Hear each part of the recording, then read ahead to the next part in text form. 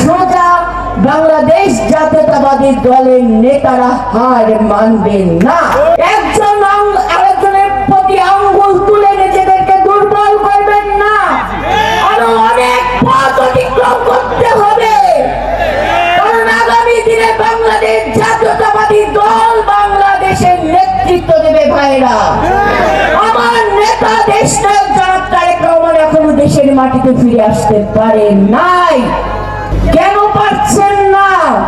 কেন সেই পরিবেশ এখনো সৃষ্টি করা হয় নাই? কেন এখনো সবকিছু মিথ্যা ষড়যন্ত্র প্রতিহিংসাবশত সকল মামলা কেন একদিনে প্রত্যাহার হলো না? এগুলো বিবেচনায় করেন। ছাত্ররা বসিয়েছে, ডক্টর ইউনূস সাহেব বসে গদি ছাড়তে পারছেন না। এত সোজা বাংলাদেশ জাতীয়তাবাদী দলের নেতারা হার মানবেন না। আমরা ওই গদিতে বসার জন্য না, মানুষের গণতান্ত্রিক অধিকার মানুষের হাতে পৌঁছে জনগণের সরকার প্রতিষ্ঠা করে ওই আসলে জনগণের নেতা বসবে।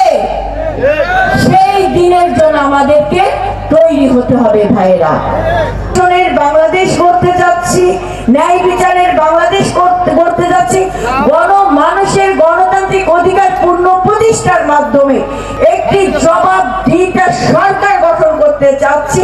এই 31 দফা প্রত্যেকটি সংস্কারের কথা বলা হয়েছে।